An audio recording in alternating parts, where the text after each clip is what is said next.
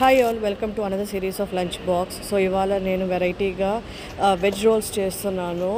So it is in a healthy version. So దానికోసమని carrot, అన్ని colours capsicum, corn and beans తరిగి ఇలాగా steam చేస్తున్నాను కొంచెం ఉప్పు వేసి.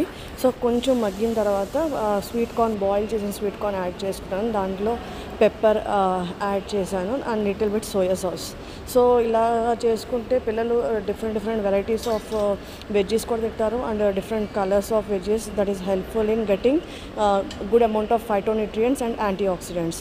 సో ఇలా వచ్చేసి రైస్ పేపర్ని ఒక 5 seconds నీళ్ళల్లో తడిపి కొంచెం మెత్తగా అవుతుంది. మరీ ఎక్కువసేపు ఉంచకండి, బాగా సాగిపోతుంది. సో ఇలాగ వెజ్జెస్ పెట్టుకుని దాన్ని ర్యాప్ చేసేసుకున్నాను. సో యాక్చువల్గా అయితే వెయిట్ లాస్ ఉన్న వాళ్ళు ఇలాగ కూడా తీసుకుని తినేయచ్చు.